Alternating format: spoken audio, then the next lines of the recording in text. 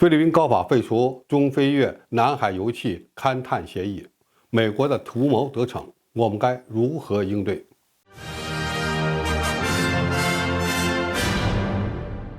观众朋友，大家好，我是付天少。菲律宾最高法院日前裁定，该国与中国和越南在2005年签订的共同探测开发南海油气资源的协定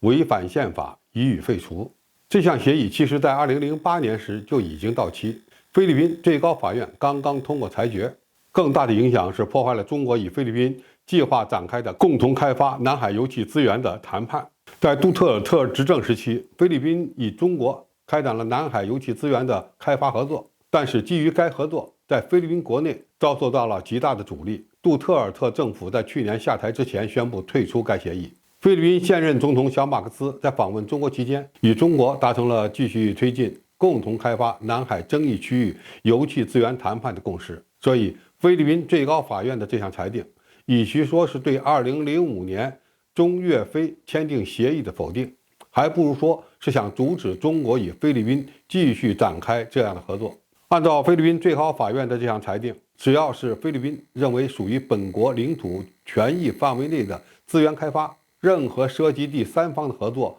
都有可能被判定为违宪。菲律宾的权益占比必须超过50%，涉及的区域多达14万平方公里。这项裁决的直接影响是，如果中菲继续在有争议的南海地区展开合作，菲律宾政府与中国签订的任何协议，从法律层面上都是不受保护的。菲律宾对相关合作收益的占比都必须超过50%，也就是要中国做出更大的让利。那么现在的问题是，中国还有可能与菲律宾继续开发南海油气资源的谈判或者是合作吗？首先，如果中菲无法继续推进合作，那么其责任主要在菲律宾。中国不一定非要与菲律宾展开油气资源的实际开发，只需推动与菲律宾的谈判就能达到目的。中国与菲律宾保持友好关系，共同开发南海油气资源，其实更大的诉求来自于菲律宾，因为菲方既想要油要气，但又缺钱缺技术，自己开采不了。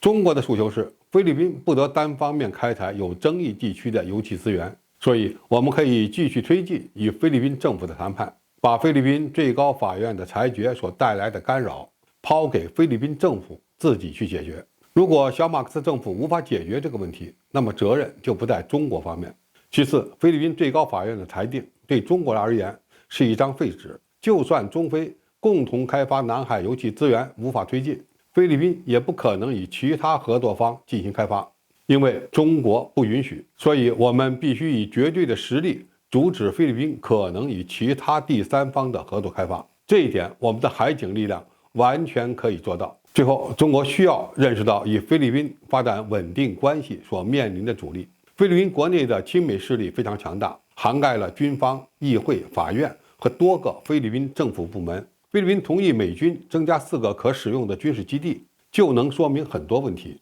菲律宾一边想通过与中国的经济合作获利，一边又紧抱美国军队的大腿，说明菲律宾的国内侵华力量与亲美派相比还处于弱势。中国与菲律宾的经济合作项目本身也存在着较大的风险，这是一定要引起我们重视的。美菲关系的核心是军事安全战略，中菲关系的核心是经济合作。那么菲律宾如何在二者之间找平衡，仍然是需要我们继续观察的。从小马克思政府与美国签订的军事基地的条款来看，其限制条件又很明显地照顾到了中国的利益。菲律宾虽然是一个实力比较弱的东盟国家，但又是美国对华战略打压的关键节点。我们必须在维护自身权益和保持与菲律宾政府友好关系之间做好权衡。今年还是东盟与中国共同推进南海行为准则制定的关键年。印尼与越南已经就双方在南海有争议区域完成了谈判，这些都会对我们构成压力。